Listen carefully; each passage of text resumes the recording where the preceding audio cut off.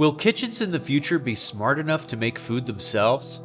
Plus, Anthropic released Opus 4.7, but is it actually an upgrade?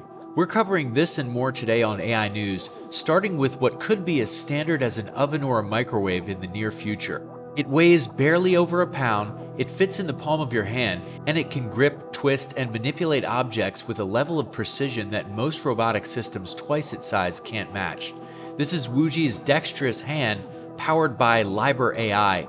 So each hand weighs just 580 grams, which translates to roughly 1.28 pounds, excluding its cables. And as for its form, the entire unit measures just 201 by 75 by 50 millimeters, or about 8 by 3 by 2 inches, making it compact enough to integrate onto standard robotic wrist mounts without adding significant bulk or inertia to the system. But light doesn't mean fragile, because the Wuji hand supports a maximum static grasping load of 10 kilograms or just over 22 pounds, and in vertical grasping configuration, it holds 5 kilograms or just over 11 pounds.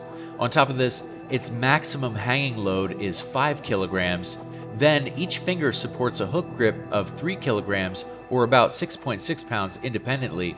And when it comes to range of movement, the Wuji hand provides 20 active degrees of freedom distributed evenly across all 5 fingers, with 4 degrees of freedom in each of them.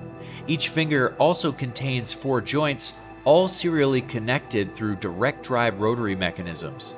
And this kinematic configuration eliminates the nonlinear relationships that typically compromise control accuracy in cable-driven or tendon-based hand designs, allowing every joint to move predictably and every movement to translate directly to the fingertip.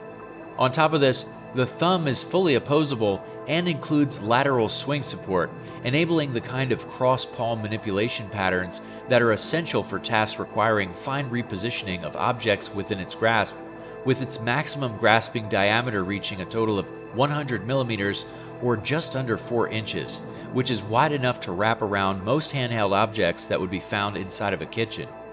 Then there's precision, with every joint in the Wuji hand being powered by brushless motors operating at millisecond level response times, and the drive mode uses a self-locking rotary direct drive system, meaning its joints hold their position without continuous power draw, which is a critical feature for sustained grasping tasks where energy efficiency really matters. And its control architecture runs on field-oriented control vector algorithms with dual encoder feedback.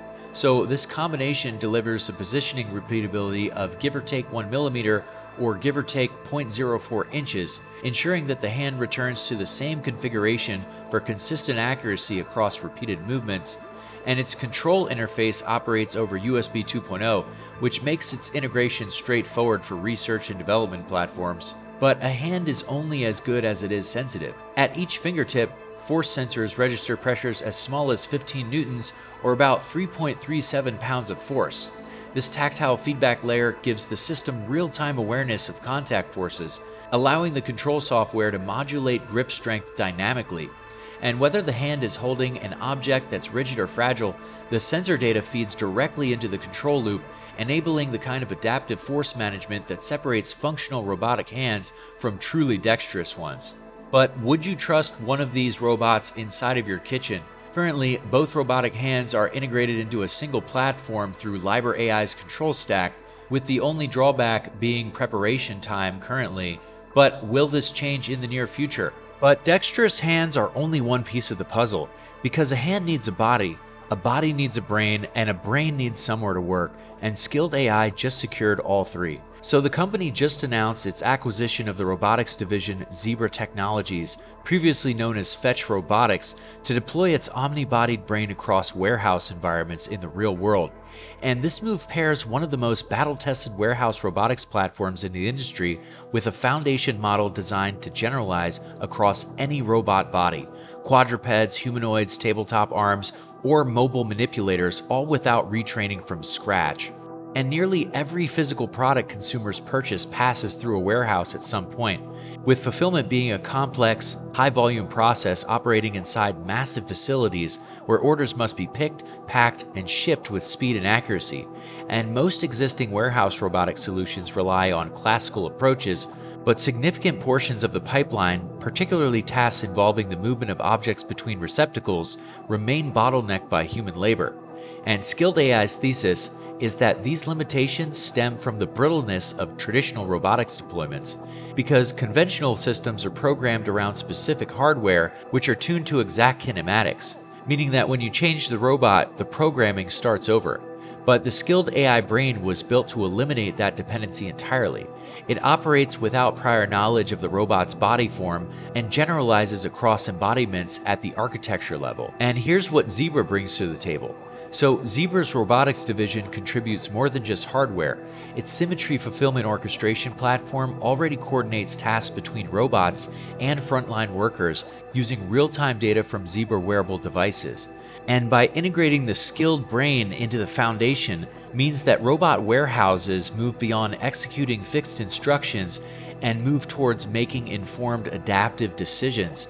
And this acquisition also feeds directly into Skild AI's data flywheel, with more deployments across more environments generating more diverse operational data, which in turn trains and improves the omni-bodied brain, creating a compounding cycle of capability. But while robots are getting smarter, large language models may be heading in the opposite direction, as many users are actually reporting a dramatic downgrade in performance and intelligence between Opus 4.6 a week ago and Anthropic's newest release, Claude Opus 4.7.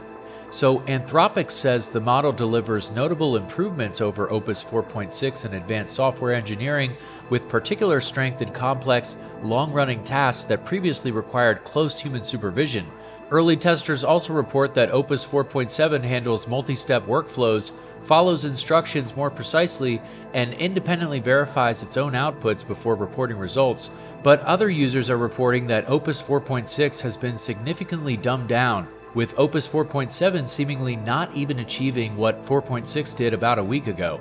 As for vision capabilities, Anthropic says they've also received a substantial upgrade, with Opus 4.7 accepting images up to 2,576 pixels on the long edge, roughly 3 times the resolution of prior Claude models, enabling finer detail in tasks like reading dense screenshots, extracting data from diagrams, and working with pixel-level references. Additionally, Anthropic also introduced a new X-high effort level for finer control over reasoning depth, task budgets in the public beta for managing token spend, and an ultra review command in Claude Code for dedicated code review sessions.